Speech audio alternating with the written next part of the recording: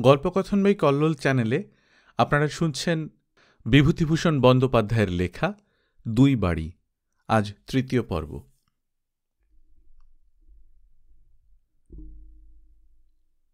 শনিবারে দীর্ঘ পথ হাঁটিয়া বাড়ি যাইবার সময় ছায়াস্নিগ্ধ ভাদ্র অপরাহ্নে সুনীল আকাশের গায়ে নানা রঙের মেঘস্তর দেখিতে দেখিতে নিধুর মন কিসের আনন্দে ও নেশায় যেন ভরপুর হইয়া উঠিল। মঞ্জুকে আজ সে দেখে নাই দীর্ঘ ১৩ দিন। যদি সে থাকে, যদি তাহার সঙ্গে দেখা হয়। কথাটা ভাবিতেই নিধুর বুকের মধ্যে যেন কেমন তোলপাড় করিতে লাগিল। দেখা হওয়া কি সম্ভব? নাও তো হইতে পারে। মঞ্জু কি আর তাহার জন্যে গ্রামে বসিয়া থাকিবে পড়াশোনা ছাড়িয়া? ভাবিতে ভাবিতে গ্রামের কাছে সে আসিয়া পড়িল। আর বেশি দূর নাই, ওই কেঁদেটির বিলের আগড় দেখা যাইতেছে। নিধু অনুভব করিল তাহার বুকের ভেতরটাতে যেন কেমন এক অশান্ত চঞ্চল আবেশ।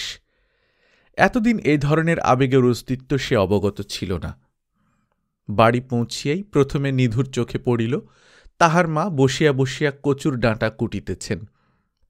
তাহাকে দেখিয়াই হাসি মুখে বলিলেন, ওই দেখো এচে, আমি ঠিক বলেছি, সে এই শনিবারে আসবেই। তাই তো কচুর শাক তুলে বেচে ধুয়ে, ওরে ও পুঁটি, শিগগির তোর দাদাকে হাত পা ধোয়ার জল এনে দে। হাত মুখ ধুইয়া সুস্থ হইয়া ও কিঞ্চিৎ জলযোগ করিয়া নিধু মায়ের সহিত গল্প করিতে বসিল। প্রথমে এ কেমন আছে সে কেমন আছে জিজ্ঞাসা করিয়া সে বলিল, জজবাবুদের বাড়ির সব ভালো? নিধুর মা বলিলেন, হ্যাঁ ভালো কথা, তোকে যে মঞ্জু একদিন ডেকে পাঠিয়েছিল গেল শনিবারে, তা আমি বলে পাঠালাম সে এই হপ্তাতে আসবে না লিখেছে। এই তো পরশু না কবে আবার জজবাবুর ছেলে এসে জিজ্ঞেস করে গেল তুই আসবি কিনা। নিধু বলিল, ও তা একবার যাবি নাকি? আজ এখন? সন্ধে হয়ে গেল যে একেবারে, কাল সকালে বরং। কথা শেষ না হইতেই বাহিরে মঞ্জুর ছোট ভাই নৃপেনের গলা শোনা গেল। ও নিধুবাবু, এসেছেন নাকি? নিধু বাহিরে গিয়ে দাঁড়াইতেই ছেলেটি বলিল, আপনি এসেছেন? বেশ বেশ, আসুন আমাদের বাড়ি, মঞ্জু দিদি ডেকে পাঠিয়েছে। আমায় বললে দেখে আসতে আপনি এসেছেন কিনা। যদি আসেন তবে ডেকে নিয়ে যেতে বলেছে। বীরেন কোথায়? মেজদা কাল কলকাতা চলে গেল। নিধু ছেলেটির পিছু পিছু মঞ্জুদের বাড়ি গিয়া বাহিরের ঘর পার হইয়া ভিতরের বাড়ি ঢুকিল। সেদিনকার সেই ঘরের সামনে প্রথমেই তাহার চোখে পড়িল মঞ্জু দাঁড়াইয়া বাড়ির ঝিকে কি বলিতেছিল। তাহাকে দেখিয়া মঞ্জুর মুখ আনন্দে উজ্জ্বল হইয়া উঠিল। সে ছুটিয়া রোয়াক হইতে উঠানে নামিয়া বলিল, এ কি নিধুদা যে, আসুন আসুন। ওমা, নিধুদা এসেছে। মঞ্জুর মা ভেতর হইতে বলিলেন, নিয়ে গিয়ে বসা দালানে, আমি যাচ্ছি। নিধুর বুকের ভেতর যেন ঢেকির পাড় পড়িতেছে। সে কি একটা বলিবার চেষ্টা করিয়া মঞ্জুর পিছু পিছু দালানে গিয়া বসিল। মঞ্জুর কাছেই একটা টুলের উপর বসিয়া বলিল, তারপর ও শনিবারে এলেন না যে? বিশেষ কাজ ছিল একটা। আমি ডাকতে পাঠিয়েছিলাম আপনাকে, জানেন? হ্যাঁ শুনলাম। কেন জানেন না নিশ্চয়ই। আচ্ছা চা খেয়ে নিন আগে, তারপর। ও, তার মধ্যে তো আপনি আবার চা খান না। জলযোগ করুন বলতে হবে আপনার বেলা, না? যা খুশি বলুন। সেদিন যে বলে দিলাম আপনি আমাকে আপনি আগে করবেন না, ভুলে গেলেন এর মধ্যে? আচ্ছা বেশ, এখন থেকে তাই হবে। বসুন আপনি, আমি আসছি। একটু পরে মঞ্জু একটা রেকাবিতে লুচি, আলু ভাজা ও হালুয়া লইয়া আসিল। নিধুর হাতে দিয়া বলিল, খেয়ে নিন আগে। নিধুর রেকাবির দিকে তাকাইয়া বলিল, এত? ও কিছু না, খান আগে, আমি জল আনি। জলযোগের পাঠ চুকিয়া গেলে মঞ্জু বলিল, শুনুন, কাল রবিবার বাবার জন্মদিন। বাবার জন্মদিনের অনুষ্ঠান করতে চান না। আমরা মাকে ধরেছি, বাবার জন্মদিন আমরা করবই। আপনি এসেছেন খুব ভালো হলো। আপনি অবশ্যই আসবেন। আর জ্যাঠাইমাকেও আমরা কাল বলে আসব। আমরা একটা লেখা পড়ব, সেটা একবার আপনি শুনে বলুন কেমন হয়েছে। এই জন্যই আমি ওই শনিবার থেকে। নিধু হাসিয়া বলিল, বারে, আমি কি লেখক নাকি? লেখার আমি কি বুঝি? মঞ্জু বলিল, ইস, আমি বুঝি জানি নে। আপনার ভাই রমেশ আপনার একটা খাতা দেখিয়েছে আমাদের, তাতে আপনি কবিতা লিখেছেন দেখলাম যে। বেশ কবিতা, আমার খুব ভালো লেগেছে। মাও শুনেছেন। নিধু লজ্জায় সংকোচে অভিভূত হইয়া পড়িল। রমেশ মাদরটার কি কাণ্ড! ছেলে মানুষ আর কাকে বলে? দাদাকে সব দিক হইতে ভালো প্রতিপন্ন করিতে না পারিলে তাহার যেন মনে আর স্বস্তি নাই। কি দরকার ছিল ইহাদের সেই খাতাটা আনিয়া বাহির করিয়া দেখাইবার? নিধু আমতা আমতা করিয়া বলিল, সে আবার লেখা, তা সেসব। রমেশের কথা বাদ দিন। কেন, সে কিছু অন্যায় করেনি? সেসব কবিতা স্কুলে থাকতে লিখতাম, কাঁচা হাতের লেখা। মঞ্জু প্রতিবাদের সুরে বলিল, কেন, আমাদের বেশ ভালো লেগেছে কবিতাগুলো। খুকুকে উদ্দেশ্য করে যে সিরিজ, ওগুলো সত্যি চমৎকার। খুকুকে? নিধু লজ্জিতভাবে বলল, ও আমার ছোট বোন, ও ডাকনাম নেবু। 3 বছর বয়স ছিল তখন, এখন বছর 8-9 বয়স। দেখনি তাকে? না, আমি দেখিনি। এখনই তাকে ডাকতে পাঠাচ্ছি, আজ দেখতেই হবে। কবির প্রেরণা যে যোগায় সে বড় ভাগ্যবতী। সে তো এখানে নেই, মামার বাড়ি রয়েছে দিদিমার কাছে। দিদিমা বড় ভালোবাসেন কি না, পুজোর সময় আসবে। তবে আর কি, আমাদেরই কপাল, দেখা অদৃশ্যে থাকলে তো। এই সময় মঞ্জুর মা আসিয়া দাঁড়াইয়া বলিলেন, নিধু এসেছ বাবা? মঞ্জুতে কেবল তোমার কথা বলছে কদিন, তোমার কবিতা পড়ে। ও নাকি কি কাগজ বার করবে, তাতে তোমায় লিখতে হবে। মঞ্জু কৃত্রিম ক্রোধের সহিত মায়ের দিকে চাহিয়া বলিল, মা, সব কথা ফাঁস করে ফেললে তো। আমি সে কথা বুঝি এখনো বলেছি নিধুদাকে? যেমন তোমার কাণ্ড। নিধু বলিল, কেন, কাকিমা ঠিক বলেছেন, শুনতেই তো পেতাম একটু পরেই। মঞ্জু হাসিয়া বলিল, একখানা হাতে লেখা কাগজ বের করব ভাবছি, তাতে আপনাকে লিখতে হবে কিন্তু। মঞ্জুর মা কন্যার গুণাবলীর শ্রেষ্ঠত্ব প্রতিপন্ন করিতে ব্যগ্র হইয়া বলিলেন, ও একখানা কাগজ আগেই বের করেছিল। ওর সঙ্গে কাজ করেন বি দাশগুপ্ত, নাম শুনেছে তো? সাব জজ, খুব পণ্ডিত লোক। তিনি দেখে বলেছিলেন এমন লেখা। মঞ্জু সলজ্জ প্রতিবাদের সুরে বলিল, আচ্ছা মা। কেন, আমায় বললি সব কথা ফাঁস করে ফেলি যে। যখন করলাম ফাঁস তখন ভালো করেই ফাঁস করি। মঞ্জু আবদারের সুরে বলল, মা, নিধুদাকে রাত্রির এখানে খেতে বলো না, আমরা সব একসঙ্গে। মঞ্জুর মা বলিলেন, আজ তো খাবার তেমন ভালো কিছু নেই, কি খাওয়াবে নিধুদাকে? তার চেয়ে কাল দুপুরে ওর জন্মদিনে পোলাও মাংস হবে, ভালো ভালো খাওয়া দাওয়া আছে। কাল নিধু এখানে তো খাবেই। না মা, মাংস দরকার নেই শুভ দিনে। তোমার পায়ে পড়ি মা, বাবাকে আমি বলবো এখন।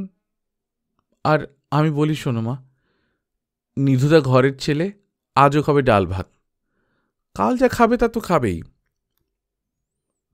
তাহাকে লইয়া মাতা পুত্রীর এত কথা হওয়াতে প্রথমটা নিধু কেমন অস্বস্তি বোধ করিতেছিল, কিন্তু ইহারা এত সহজভাবে সে কথা বলিতেছে যে নিধুর ক্রমশ বোধ হইতে লাগিল যে এই পরিবারের সঙ্গে তাহার বহুদিনের পরিচয়। সত্যই সে যেন তাহাদের ঘরের ছেলেই। এখানে আজ রাত্রে খাইতে কিন্তু নিধুর যে আপত্তি ছিল তাহা অন্য কারণে। সে বাড়ি ফিরিয়াই দেখিয়াছে বিকালে তাহার জন্যে মা বসিয়া বসিয়া কচুর শাক কুটিতেছেন। কোনো কিছুর বিনিময়েই সে মার রান্না কচুর শাককে উপেক্ষা করিয়া মার প্রাণে কষ্ট দিতে পারিবে না।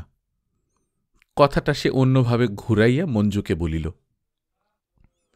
মঞ্জু ইহা লইয়া বেশি নির্বন্ধাতিশয্য দেখাইল না। নিধুর সেই জন্যে এই বুদ্ধিমতী মেয়েটিকে মনে মনে প্রশংসা না করিয়া পারিল না। আরও ঘণ্টাখানেক পরে নিধু চলিয়া আসিবার সময় মঞ্জু বলিল, কাল সকালে উঠেই এখানে আসবেন কিন্তু। আপনার পরামর্শ নিয়ে আমরা সব সাজাব। অনুষ্ঠান কীরকম হবে না হবে সবটাতে আপনার সাহায্য না পেলে। সেজন্য ভাবনা নেই, আমি আসবক্ষণ। শুধু আপনি নন নিধুদা, আপনাদের বাড়ি শুদ্ধ সব কাল নেমন্তন্ন। মা বলে দিলেন আপনাকে বলতে, আমি কাল সকালে গিয়ে নেমন্তন্ন করে আসব। রাত্রে বাড়ি ফিরিয়া আহারাদি করিয়া শুইয়া পড়িতেই নিধুর মা আসিয়া জিজ্ঞাসা করিলেন, কি বললে ওরা? কালোদের বাড়ি কিরে নিধু? রমেশ বলছিল জজবাবুর জন্মদিন। হোমা, ওই বুড়োর আবার জন্মদিন? পয়সা থাকলে সব হয় মা, তোমার পয়সা থাকলে তোমারও জন্মদিন হতো। আমার জন্মদিন মাথায় থাকুক বাবা, পয়সার অভাবে তোর রমেশের পুঁটুর জন্মদিন কখনো করতে পারিনি। এই দেশে চলনই নেই, থাকবে কি, অবস্থা সব সমান। নিধু কি সব বলিয়া গেল খানিকক্ষণ ইহারই উত্তরে, কিন্তু নিধুর মা কি যেন ভাবিতেছিলেন। তাহার কানে সম্ভবত কোনো কথাই ঢোকে নাই। নিধুর কথা শেষ হইলে তিনি অন্যমনস্কভাবে বলিলেন, আচ্ছা, তোর জন্মদিন কবে মনে আছে তোর? আশ্বিন মাসে তো জানি, কিন্তু তারিখটা? মায়ের কথা শুনিয়া নিধুর হাসি পাইল, বলিল, কেন মা, জন্মদিন করবে নাকি? না, তাই বলছি। বলিয়াই নিধুর মা ঘর হইতে চলিয়া গেলেন। যাইতে যাইতে আবার ফিরিয়া আসিয়া বলিলেন, জল আছে ঘরে? এক গ্লাস জলে হবে তো রে? আমি যাই। পরদিন সকালে প্রায় 8টা সাড়ে 8টার সময় মঞ্জুই তাহার ভাইয়ের সঙ্গে নিধুদের বাড়ি আসিল। নিধুর মা তাহাদের দেখিয়া শশব্যস্ত হইয়া উঠিলেন। কোথায় বসান, কি করেন, যেন ভাবিয়া পান না এমন অবস্থা। তাড়াতাড়ি একখানা আসন পাতিয়া দিয়া বলিলেন, এসো মা, বসো। এসো বাবা, বড় ভাগ্যি যে তোমরা এলে। মঞ্জু কুণ্ঠিতভাবে বলিল, আপনাকে ব্যস্ত হতে হবে না জ্যাঠাইমা, নিধুদা কোথায়? সে এইমাত্র কোথায় যে বেরোল, এক্ষুনি আসবে। বসো মা। আপনারা সবাই পায়ের ধুলো দেবেন আমাদের বাড়ি, মা বলে দিলেন। ওখানেই দুপুরে খাবেন সবাই, কিন্তু জ্যাঠাবাবুকে বলবেন। নিধুর মা চোখ মুখ ও কথায় ভাবে বিনয় ও সৌজন্য প্রকাশ করিতে গিয়া যেন গলিয়া পড়িলেন। মঞ্জু খানিকক্ষণ বসিয়া চলিয়া যাইবার সময় বারবার করিয়া বলিয়া গেল, নিধুদা আসিলেই যেন সে তাহাদের বাড়ি যায়। বেলা 9:30টার সময় নিধু মঞ্জুদের বাড়ি গেল। ওই সময় হইতে সন্ধ্যা পর্যন্ত সমস্ত দিনটা যে বিচিত্র অনুষ্ঠান, আমোদ ও পানভোজনের ভেতর দিয়া কাটিয়া গেল, নিধু বা তাহাদের বাড়ির কেহই জীবনে ওরকম কিছু কখনো দেখে নাই। মঞ্জুর বিশেষ অনুরোধে নিধু ছোট একটি কবিতাও লিখিয়া দিল মঞ্জুর বাবার জন্মদিন উপলক্ষে। তাহাতে তাহাকে ইন্দ্র, চন্দ্র, বায়ু, বরুণের সঙ্গে তুলনা করা হইল, যুগপ্রবর্তক ঋষিদের সঙ্গে তুলনা করা হইল, মহামানব বলা হইল, বলিবার বিশেষ কিছু বাদ রহিল না।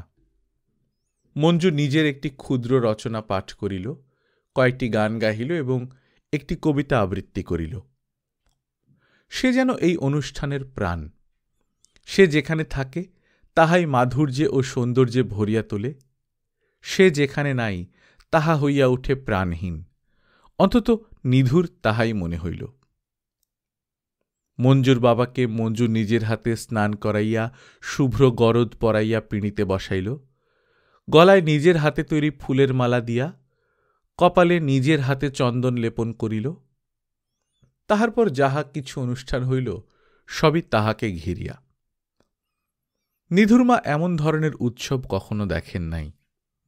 দেখিয়া শুনিয়া তাহার মুখের কথা সরে না এমন অবস্থা। মধ্যাহ্ন ভোজনের পর নিমন্ত্রিতের দল চলিয়া গেল।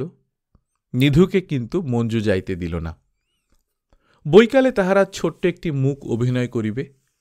নিধুর বসিয়া এখনই দেখিতে হইবে তাহাদের তালিম দেওয়া। কোথায় কি খুঁত হইতেছে তাহা দেখিবার ভার পড়িল নিধুর উপর। মঞ্জুর অভিনয় দেখিয়া নিধু মুগ্ধ হইয়া গেল। সুঠাম দেহ ষষ্ঠীর কি লীলা, হাত পা নাড়ার কি সুললিত ভঙ্গি, হাসির কি মাধুর্য। সামান্য একটি তক্তপোষ ও দড়ির গায়ে ঝুলানো কয়েকখানি রঙিন শাড়ি ও ফুলের মালার সাহায্যে যে এমন মায়া সৃষ্টি করা যায় দর্শকদের সামনে, তা নিধুই প্রথম দেখিল। অবশ্য অভিনয়ের সময় নিধুর মা উপস্থিত ছিলেন। সন্ধ্যার পূর্বে নিধু মঞ্জুকে বলিল, যাই তাহলে এখন। এখনই কেন? সারাদিনই তো আছি। আরও থাকতে যদি বলি? থাকতে হবে তাহলে, তবে কাল সকালেই তো আবার। কাল ছুটি নেই? কিসের ছুটি কাল? না। সামনে শনিবার আসবেন তো? তা ঠিক বলা যায় না, সব শনিবার তো। শুনো নিধুদা, ওসব শুনছি নে, আসতেই হবে শনিবার। আমাদের হাতের লেখা কাগজের ওই দিন একটা উৎসব করব ভাবছি। বেশ, তাহলে আসব। আজ রাত্রে এখানে খেয়ে যান না কেন? দুপুরে ওই বিরাট খাওয়ার পর রাত্রে কিচ্ছু চলবে না মঞ্জু, ও অনুরোধ করো না। সেটা হবে না, মাকে বলি। লক্ষ্মীটি, ছেলে মানুষই করো না, বলি শোনো। তাহলে এখন যাবেন না বলুন? নিধুও বোধহয় মনে মনে তাহাই চাহিয়াছিল। সে কেবল বলিল, থাকতে পারি, কিন্তু তোমার মুখ অভিনয়টি আরেকবার দেখাতে হবে। মঞ্জু উৎসাহের সঙ্গে বলিল, বেশ, দেখাবো। ভালো লেগেছে আপনার? চমৎকার। সত্যি বলছেন নিধুদা? মন থেকে বলছি, বিশ্বাস করো। তা যখন বললেন, তখন ওর থেকেও ভালো একটা করি আমি। স্কুলে প্রাইজ পেয়েছিলাম করে, সেটা করব এখন। তাহলে রইলাম আমি, না দেখে যাচ্ছি নে। সন্ধ্যার কিছু পর কচ ও দেবযানীর মুখ অভিনয় মঞ্জু করিল।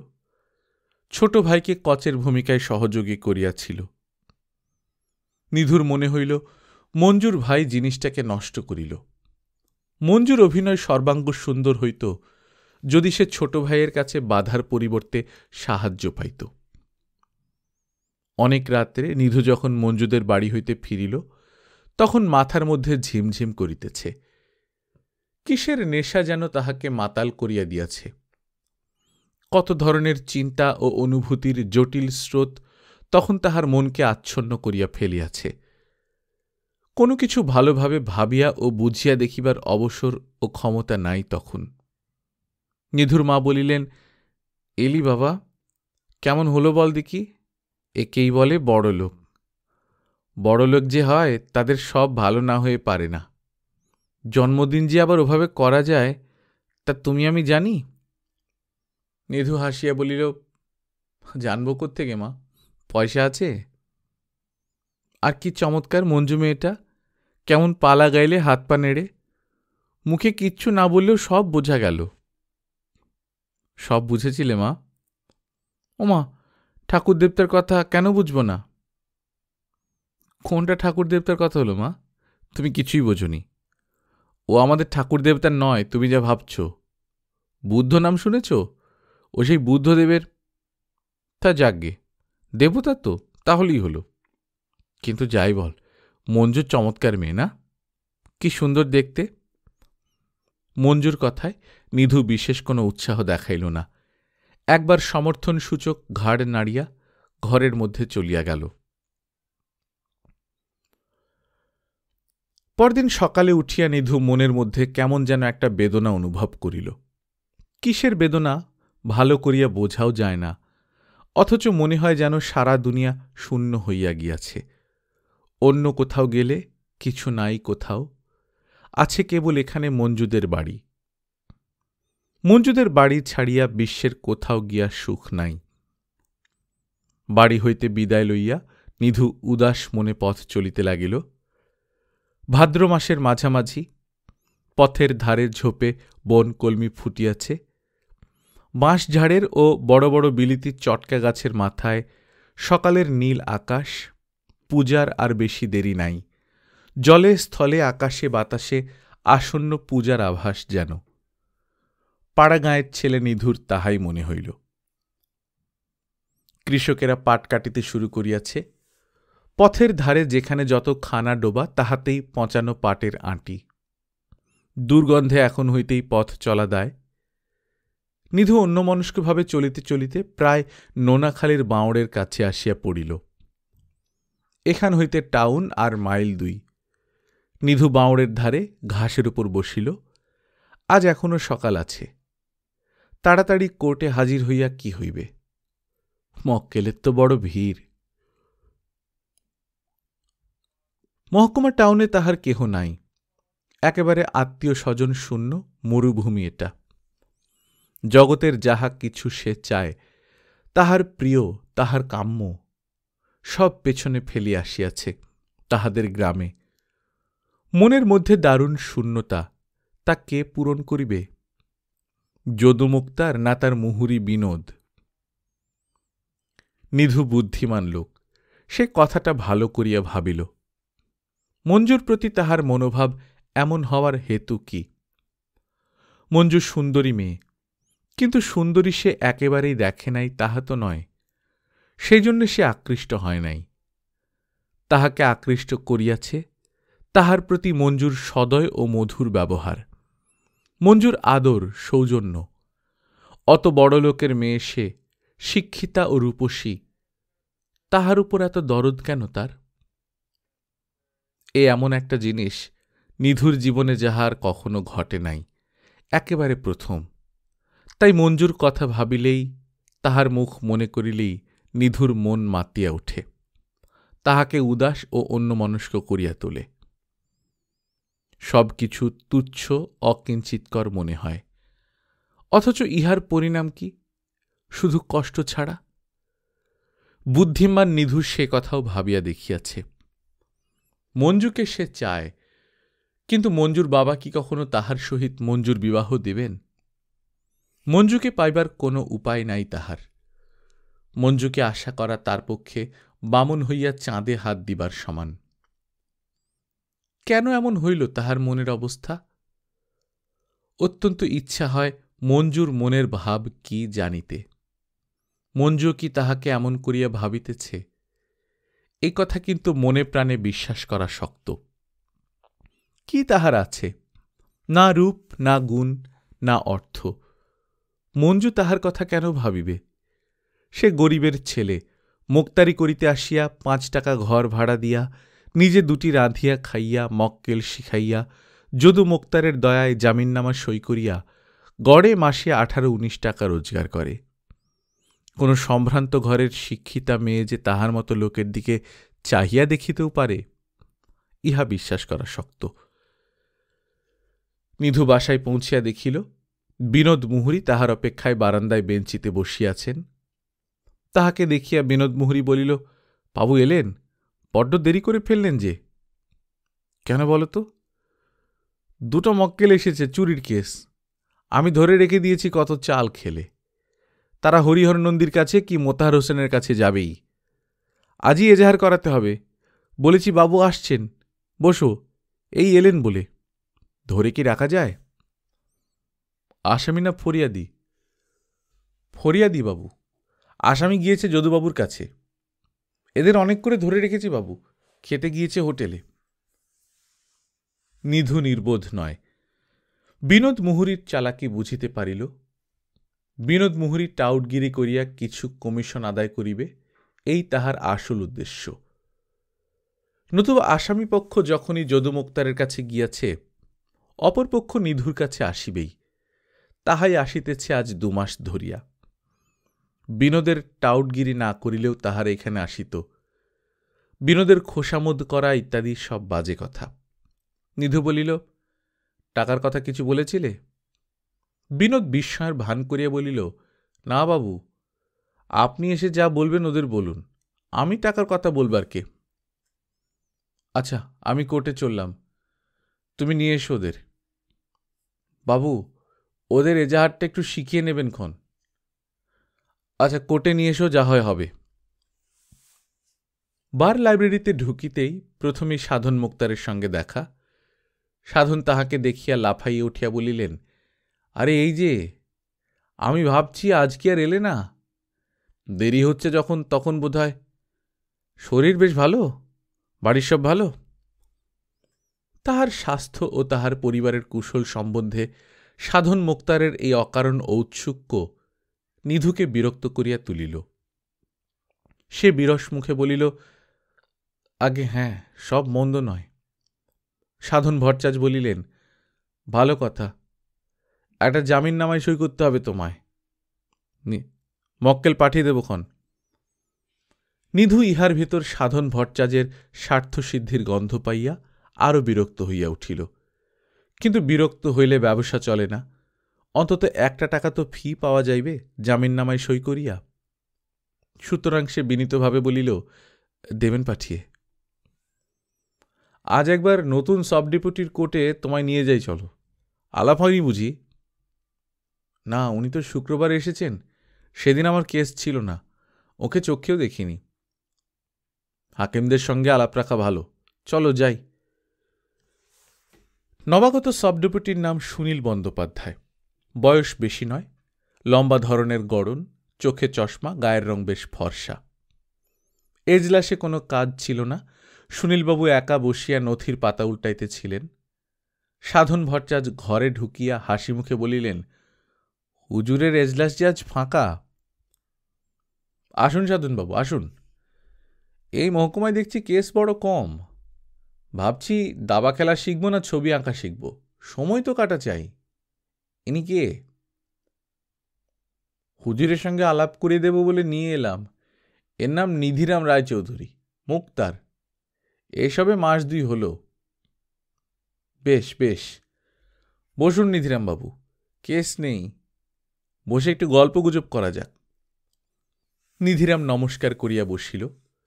এজলাসে হাকিমের সামনে বসিতে এখনও যেন তাহার কেমন ভয় ভয় করে, কথা বলিতে তো পারেই না। সুনীলবাবু বলিলেন, নিধিরামবাবুর বাড়ি কি এই সাব ডিভিশনেই? নিধিরাম গলা ঝাড়িয়া লইয়া সসম্ভ্রমে বলিল, আগে হ্যাঁ, এখান থেকে 6 ক্রোশ, কুড়ুলগাছি।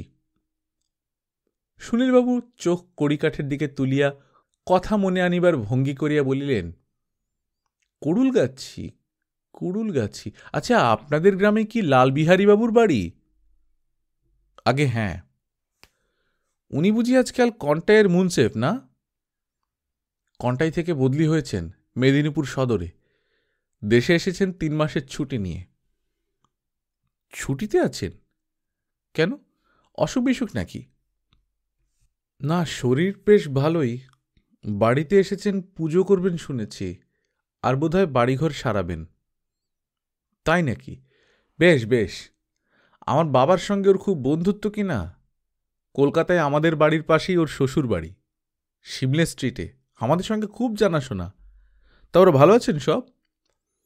আগে হ্যাঁ, ভালোই দেখে এসেছি।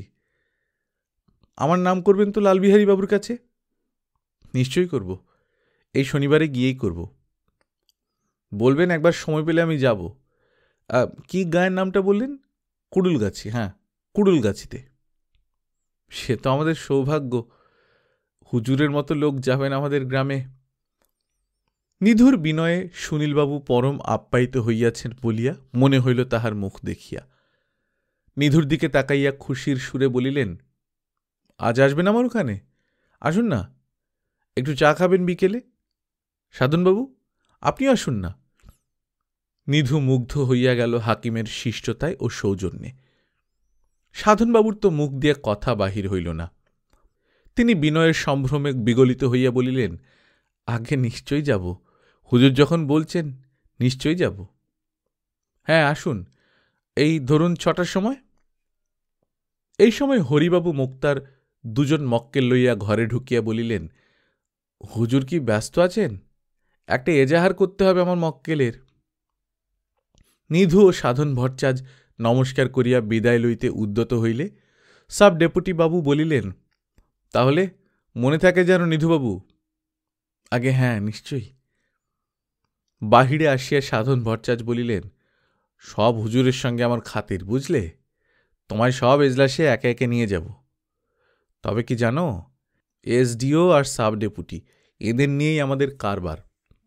দেওয়ানি কোর্টে আমাদের তত তো হয় না, ফৌজদারি হাকিমদের সঙ্গে ভাব রাখলেই চলে যায়।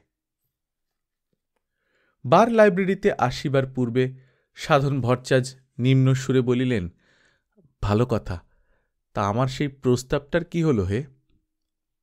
নিধুর গা জ্বলিয়া গেল। সে এতক্ষণ ইহারই অপেক্ষা করিতেছিল। ইতস্তত করিয়া বলিল, এখনো তো ভেবে দেখিনি। বাড়িতে কিছু বলনি? আগে না। তোমার মেয়ে পছন্দ হয়েছে কিনা বলো, আসল কথা যেটা। নিধু ভদ্রতার খাতিরে বলিল, আগে না, মেয়ে ভালোই। তোমার সঙ্গে সামনের শনিবারে তোমাদের বাড়ি যাই না কেন? আপনি যাবেন আমাদের বাড়িতে সে তো ভাগ্যের কথা, তবে আমি বলছি কি, এই শনিবারে না হয় আমি একবার জিজ্ঞেস করি আসি বাবাকে। খুব ভালো, তাই করো। সোমবারে যেন আমি নিশ্চয়ই জানতে পারি। বিকেলে সুনীলবাবুর বাসায় নিধু গিয়া দেখিল সাধন ভট্টাচ পূর্ব হইতেই সেখানে বসিয়া আছেন। সুনীলবাবু তখনও কাজ শেষ করিয়া বাসায় ফেরেন নাই। চাকরে তাহাকে অভ্যর্থনা করিয়া বসাইল।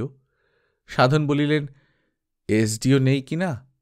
সুনীলবাবু ট্রেজারির কাজ শেষ করে আসবেন বোধ হয়। আরও ঘণ্টাখানেক বসিবার পরে সুনীলবাবুকে ব্যস্ত সমস্তভাবে আসিতে দেখা গেল। উহাদের বাহিরের ঘরে বসিয়া থাকিতে দেখিয়া বলিলেন, বড্ড দেরি হয়ে গেল, সো সরি। আজ আবার বড় কর্তা নেই, ট্যুরে বেরিয়েছেন মফস্বলে, ট্রেজারির কাজ দেখে আসতে হল। বসুন, আসছি। বাইরের ঘরটিতে দুখানা বেতের কোচ, দুখানা টেবিল, খান 4-5 চেয়ার পাতা, একটা ছোট আলমারিতে অনেকগুলো বাংলা ও ইংরাজি বই, দেওয়ালে কয়েকখানি ফটো, কয়েকখানি ছবি। তাহার মধ্যে একখানি ছবি নিধুর বেশ ভালো লাগিল। একটা গাছের তলায় দুটি হরিণ ক্রীড়ারত, দূরে কোনো স্রোতস্বিনী, অপর পারে কাননভূমি, আকাশে মেঘের ফাঁকে চাঁদ উকি মারিতেছে। সে সাধন ভট্টাচার্যকে ছবিখানি আঙুল দিয়া দেখাইয়া বলিল, দেখুন কি চমৎকার না? সাধন ভট্টাচার্য মোক্তারি করিয়া ও মক্কেল শিখাইয়া বহুকাল অতিবাহিত করিয়াছেন, কিন্তু কোন জিনিস দেখিতে ভালো, কোনটা মন্দ, ইহা লইয়া কখনো মাথা ঘামান নাই। সুতরাং তিনি অনাসক্ত ও উদাসীন দৃষ্টিতে দেওয়ালের দিকে চোখ তুলিয়া চাহিয়া বলিলেন, কোনটা? ওখানা? হ্যাঁ, তা বেশ। এমন সময় সুনীলবাবু একটা সিগারেটের টিন লইয়া ঘরে ঢুকিয়া নিধুর সামনে টেবিলে টিনটি রাখিয়া বলিলেন, খান। নিধু তো এমনি কখনো ধূমপান করে না, সাধন ভট্টাচার্য করেন বটে, কিন্তু হাকিমের সামনে কি করিয়া সিগারেটটা নিবেন, সেই ভরসা তাহার হয় না। সুতরাং সেখানকার সিগারেটের টিন সেখানেই পড়িয়া রহিল। সাধন ভট্টাচার্য মুখে কৃত্রিম খুশির ভাব আনিয়া বলিলেন, চমৎকার ছবিগুলো আপনার ঘরে। সুনীলবাবু বলিলেন, এখানে ভালো ছবি কিছু আনিনি। হয়েছে কি, ভালো ছবি কিনবার রেওয়াজ আমাদের বাঙালিদের মধ্যে নেই বললেই হয়। আমরা ছবির ভালো মন্দ প্রায়ই বুঝি নে। অনেক সময় নিকৃষ্ট বিলেতি ওলিওগ্রাফ কিনে এনে বৈঠকখানায় জাঁক করে বাঁধিয়ে রাখে। সাধনবাবু যেখানে দেখালেন ওখানে সত্যিই ভালো ছবি। নন্দলাল বসুর আঁকা একখানি ছবির প্রিন্ট। নন্দলাল বসুর নাম নিশ্চয়ই? কে নন্দলাল বসু? সাধন ভট্টাচার্য জীবনে কখনো শোনেন নাই। হাকিমকে খুশি করিবার জন্য সজোরে ঘাড় নাড়িয়া বলিলেন, হ্যাঁ হ্যাঁ, খুব খুব। আমাদের বাড়ির মা বাবা সবাই নন্দলাল বসুর ছবির ভক্ত। আগে তা তো হবেই, কত বড় শিক্ষিত বংশ আপনাদের। নিধু আলমারির বই দেখিতেছে দেখিয়া সুনীলবাবু বলিলেন, বই প্রায় সব এখানে পাবেন, আজকাল যা যা বেরোচ্ছে। বই পড়তে ভালোবাসেন দেখছি আপনি।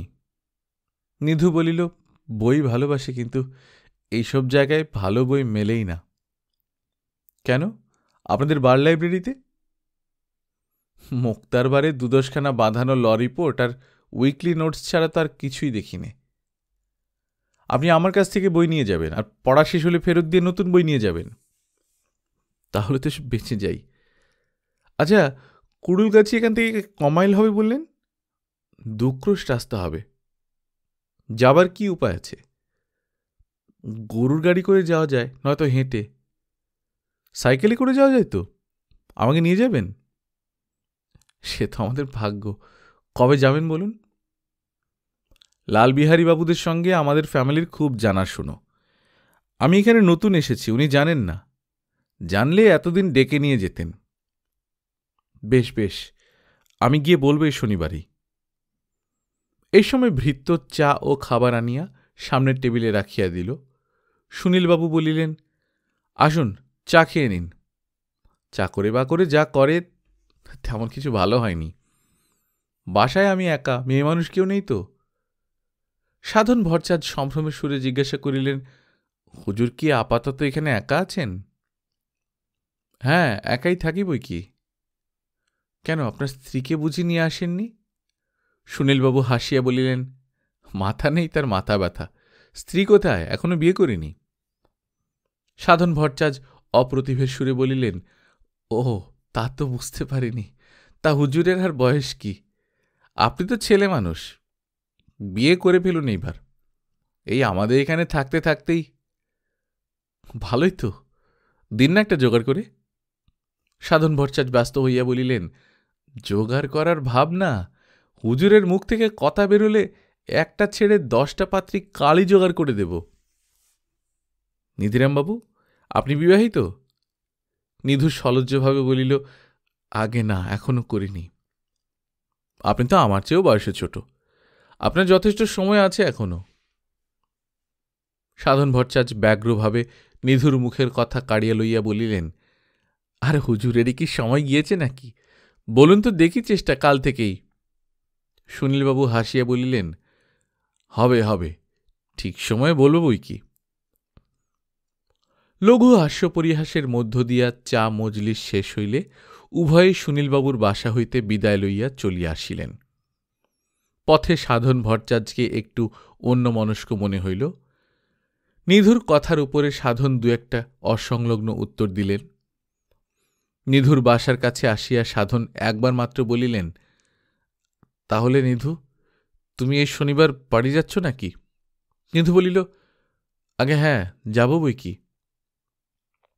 আচ্ছা, তাহলে সোমবার দেখা হবে, আসি আজ।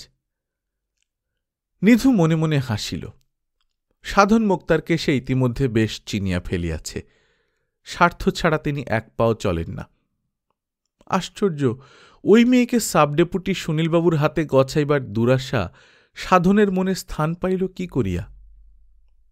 যাক, পরের কথায় থাকিবার তাহার দরকার নাই। সে নিজে আপাতত সাধন মুক্তারের তাগিদের দায় হইতে রেহাই পাইয়াছে, ইহাই যথেষ্ট। ভাদ্র মাসের দিন ছোট হইয়া আসিতেছে ক্রমশ। নিধুর সকল ব্যস্ততাকে ব্যর্থ করিয়া দিয়া কামারগাছির দিঘির পাড়ে আসিতেই সন্ধ্যা হইয়া গেল। বাড়ি পৌঁছিল সে সন্ধ্যার প্রায় আধ ঘণ্টা পরে। আজ মঞ্জুর সঙ্গে দেখা হওয়ার আর কোনো উপায় নাই। এত রাত্রে সে কোন ছুতোয় মঞ্জুদের বাড়ি যাইবে? বাড়িতে সে পা দিতেই তাহার মা বলিলেন, তুই এলি? জজবাবুর ছেলে তোকে বিকেল থেকে 3বার খোঁজ করে গিয়েছে। এই তো খানিক আগেও এসেছিল, বলে গিয়েছে এলেই পাঠিয়ে দিতে। মঞ্জু কি দরকারে তোর খোঁজ করেছে? নিধু উদাসীনভাবে বলিল, আচ্ছা দেখি, আবার রাত হয়ে গেল এদিকে। রাত তাই কি? মঞ্জুর ভাই বলে গেল, যত রাত হয় জ্যাঠাইমা, নিধুদা এলে পাঠিয়ে দেবেনি। আচ্ছা বেশ, যাবক্ষণ, হাত মুখ ধুই। ঘরে ছোট্ট একটা আরশি ছিল। নিজের মুখ তাহাতে দেখিয়া নিধু বিশেষ খুশি হইল না। পথশ্রমে ও ধুলায় মুখের চেহারা, না, হোপলেস। ভদ্র মহিলাদের সামনে এই চেহারা লইয়া দাঁড়ানো অসম্ভব। কিছুক্ষণ পরে নিধুর মা ছেলেকে গামছা কাঁধে ভেজা কাপড়ে পুকুর ঘাট হইতে আসিতে দেখিয়া বিস্ময়ের সুরে বলিলেন, হ্যাঁ রে, ও কি, তুই নিয়ে এলি নাকি এই সন্ধ্যাবেলা? হ্যাঁ মা, বড্ড ধুলো আর গরম, তাই নিয়ে সাবান দিয়ে ঠান্ডা হয়ে এলাম। অসুখ বিসুখ না করলেই এখন বাঁচি, কখনো তো সন্ধ্যাবেলা নাইতে দেখিনি তোকে। কাপড় ছেড়ে এসে জল খেয়ে নে, চা খাবি? নিধু জানে মা চা করিতে জানে না, তাছাড়া ভালো চা বাড়িতে নাইও, কারণ তাহাদের বাড়িতে কখনো কালে ভদ্রে কেউ শখ করিয়া হয়তো চা খায়, তাহাও ঔষধ হিসেবে, সর্দি টর্দি লাগলে তবে। সে বলিল, না মা, চা থাক, তুমি খাবার দাও বরং। নিধুর মা ছেলেকে রেকাবিতে করিয়া তালের ফুলুরি ও গুড় আনিয়া দিলেন। নিধু খাইতে ভালোবাসে বলিয়া দ্বীপ্রহরে রন্ধন সারিয়া এগুলি নিজ হস্তে করিয়া রাখিয়াছেন। বলিলেন, খা তুই, আর লাগে আরও দেব, আছে। এমন এক সময় আসে জীবনে যখন আসল মাতৃস্নেহেও মনকে তৃপ্তি দিতে পারে না, বরং উত্ত্যক্ত করিয়া তোলে। নিধুর জীবনের সেই সময় সমাগত। সে এতগুলি তেলে ভাজা তালের বড়া এখন বসিয়া বসিয়া খাইতে রাজি নয়। তাহাতে প্রথমত তো সময় যাইবে, তারপর যদি মঞ্জুরা জলখাবার খাইবার জন্যে বলে, কিছুতেই খাওয়া হইবে না। গোগ্রাসে কতক বড়া খাইয়া কতক বা ফেলিয়া নিধু তাড়াতাড়ি উঠিয়া পড়িয়া মুখ ধুইয়া বাহিরে যাইতে উদ্যত হইল।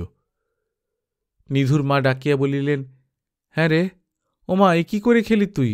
সবই যে ফেলে গেলি। ভালোবাসিস বলে বসে বসে করলাম, তা পান খাবি নে? উত্তরে দরজার বাহির হইতে নিধু কি যে বলিল ভালো বোঝা গেল না। মঞ্জুদের বাড়ির দরজাতে পা দিতেই নৃপেনের সঙ্গে দেখা। ও দিদি, নিধুদা এসেছে, এই যে। হোমা, বলিতে বলিতে সে তাহার হাত ধরিয়া টানিতে টানিতেই বাড়ির মধ্যে লইয়া গেল। মঞ্জু হাসি মুখে ঘর হইতে রোয়াকে আসিয়া বলিল, এই যে আসুন নিধুদা, আমি আজ 3 বার নৃপেনকে পাঠিয়েছি আপনার খোঁজে। এইমাত্র বলছিলাম ওকে আরেকবার গিয়ে দেখে আসতে, এলেন কিনা। এতক্ষণ এসেছেন? এই ঘণ্টাখানেক। সন্ধ্যের পর এসেছি, এসে নিয়ে এলাম পুকুরে। আসুন বসুন, কিছু মুখে দিন। সব সেরে এসেছি বাড়ি থেকে। এটাও তো বাড়ি নিধুদা, সেরে এসেছেন বলে কি রেহাই পাবেন? বসুন। মঞ্জুকে নিধুরাজ বড় ভালো লাগল। সে একখানা ফিকে ধূসর রঙের জরির কাজ করা ঢাকাই শাড়ি ও ঘন বেগুনি রঙের শাটিনের ব্লাউজ পরিয়াছে। পিঠে লম্বা চুলের বিনুনির অগ্রভাগে বড় বড় টাসেল দোলানো, খালি পায়ে আলতা, সুন্দর ফর্সা মুখে ঈষৎ পাউডারের আমেজ, বড় বড় চোখে প্রসন্ন বন্ধুত্বের হাসি। নৃপেন বলিল, কাল আপনি আছেন তো? আমাদের আবৃত্তি প্রতিযোগিতা জানেন না? নিধু বিস্ময়ের সুরে বলিল, কোথায়? কে করবে? বাবা এখানকার পাঠশালার ছেলেদের আর মেয়েদের মেডেল দিচ্ছেন। অবশ্যই যে ফার্স্ট হবে তাকে দেবেন। বাবা সভাপতি, স্কুল সাব ইন্সপেক্টর বিচার করবেন, বাবা মেডেল দেবেন। বাবা তো বিচার করতে পারেন না। না, কাল কখন হবে? এই বেলা 2টো থেকে আরম্ভ হবে। আমাদের বাড়ির বৈঠকখানাতেই হবে। বেশি তো ছেলে নয়, 30 না 32টি ছেলে মেয়েতে। এই সময় মঞ্জু খাবারের প্লেট হাতে ঢুকিতে ঢুকিতে বলিল, অমনি সব ফাঁস করে দেয়া হচ্ছে। কোথায় আমি ভাবছি খাবার খাইয়ে সুস্থ করে নিধুদাকে সব বলবো, না উনি অমনি। নৃপেন অভিমানের সুরে বলিল, বাহ, তুমি কি আমায় বারণ করে দিয়েছিলে? তাছাড়া আসল কথাটা তো এখনো বলিনি, সেটা তুমি বলো। নিধু মঞ্জুর দিকে জিজ্ঞাসু দৃষ্টিতে চাহিল। মঞ্জু হাসিয়া বলিল, অন্য কিছু নয়, আপনাকেও একজন জজ হতে হবে।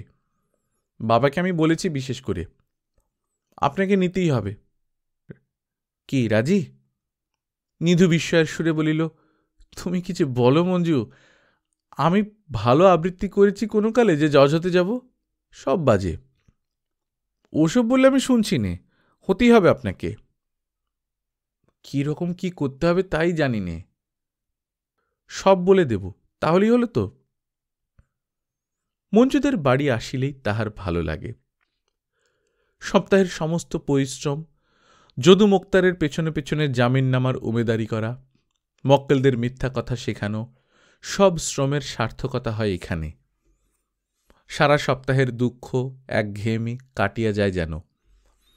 ইহাদের বাড়িতে সব সময় একটা যেন আনন্দের স্রোত বহিতেছে, যে আনন্দের স্বাদ সে সারা জীবনে কোনোদিন পায় নাই, এখানে আসিয়াই তাহার প্রথম সন্ধান পাইল। কিন্তু মঞ্জু আছে বলিয়াই এই বাড়িটি সজীব হইয়াছে। মঞ্জু যেন ইহার অধিষ্ঠাত্রী। নিধু বলিল, কি কবিতা আবৃত্তি হবে শুনি? রবীন্দ্রনাথের 2 বিঘা জমি আর মাইকেল মধুসূদনের রসালো ও স্বর্ণলতিকা। আমি নিজে কখনোই ওই 2টি ভালো করে আবৃত্তি করতে পারিনি। তাহলেই তো আপনি সবচেয়ে ভালো জাজ হতে পারবেন। আমি কেন তবে? আমাদের গায়ের হরিকলুকে জাজ করো না কেন তবে? মঞ্জু হিহি করিয়া হাসিয়া উঠিল। নিধুর মনে হয় এমন বিনার ঝঙ্কারের মতো সুমিষ্ট হাসি কখনো শোনে নাই। নৃপেন বলিল, নিধুদা, দিদিকে একবার বলুন না ও দুটো আবৃত্তি করতে। নিধু বলিল, করো না মঞ্জু, কখনো শুনিনি তোমার মুখে। মঞ্জুর একটা গুণ, বেশিক্ষণ ধরিয়া তাহাকে কোনো বিষয়ের জন্যই সাধিতে হয় না। যদি তাহার অভ্যাস থাকে সেটা সে তখনই করে। মঞ্জুর চরিত্রের এই দিকটা নিধুর সবচেয়ে ভালো লাগে। এমন সপ্রতিভ মেয়ে সে কখনো দেখে নাই। মঞ্জু দুটি কবিতাই আবৃত্তি করিল। নিধু মুগ্ধ হইয়া শুনিল। এমন গলার সুর, এমন হাত নাড়িবার সুকুমার ভঙ্গি, এসব পল্লী অঞ্চলে মেয়েদের মধ্যে কল্পনা করাও কঠিন। মঞ্জু বলিল, নিধুদা, আমরা একটা অভিনয় করব সেদিন বলেছিলুম, থাকবেন আপনি? নিশ্চয়ই থাকব। কি বই প্লে করা যায় বলুন না। আমি কি বইয়ের কথা বলবো, আমি কখনো কিছু দেখিনি। নিধুর এই সরলতা মঞ্জুর বড় ভালো লাগে। চাল দেওয়া ছোকরা সে তার মামার বাড়ির আশেপাশে অনেক দেখিল, কিন্তু নিধুদার মধ্যে বাজে চাল এতটুকু নাই। মঞ্জু ভাবে। নৃপেন বলিল, রবীন্দ্রনাথের একটা বই করা যাক, ধরো মুক্তধারা। মঞ্জু বলিল, বড় শক্ত হবে। সে আমাদের স্কুলে মেয়েরা করেছিল সেবার, অনেক লোক দরকার, বড্ড শক্ত। নিধুদা একটা লিখুন না। নিধু এ ধরনের কথায় বড় লজ্জা পায়। তাহাকে ইহারা ভাবিয়াছে কি, কোন কালে সে বাংলা লিখিল? সে সংকোচের সহিত বলিল, আমাকে কেন মিথ্যে বলা, আমি লিখতে জানি। মঞ্জু বলিল, আপনার কবিতা তো আমরা দেখেছি, দেখিনি? সে ঝোঁকের মাথায় লেখা বাজে কবিতা, তাকে লেখা বলে না। তাই আমাদের লিখে দিন, সেই বাজে বই আমরা প্লে করব। তার চেয়ে তুমি কিছু লেখো না কেন মঞ্জু? আমি? তাহলেই হয়েছে। আমি এবার কলম ধরে অনুরূপা দেবী হব আর কি। ভালো কথা মঞ্জু, আমি বই পড়তে পাইনি, আমায় খান দুই বই দিয়ে তো, এবার যাবার সময় নিয়ে যাব। এতদিন বলেননি কেন? বই অনেক আছে, দিয়ে দিতাম। যখন যা দরকার হয় নিয়ে যাবেন। কি কি বই আছে? অনেক অনেক, কত নাম করব। রবীন্দ্রনাথের কাব্যগ্রন্থ 12 ভলিউম আছে, মাইকেল আছে। কবিতা নয়, উপন্যাস আছে। তাও আছে, মার কাছ থেকে চাবি আনবো, দেখবেন? না, এখন থাক, রাত হয়ে গিয়েছে, কাল সকালে আসব। আচ্ছা নিধুদা, আপনি ছুটি নেন না কেন দিন কত? নিধু বিস্ময়ের সুরে বলিল, কেন বলো তো? আপনি থাকলে বেশ লাগে। এই অজ পাড়াগাঁয় মিশবার লোক আর কেউ নেই। আপনি আসেন, তবু দুদিন বেশ আনন্দে কাটে। আমার আবার ছুটি কি, আমি তো কারো চাকরি করি না। তবে ভালোই তো, এ হপ্তায় আর যাবেন না, কেমন? না গেলে পসার নষ্ট হয়ে যাবে যে, নতুন প্র্যাকটিসে বসে কামাই করা চলে না।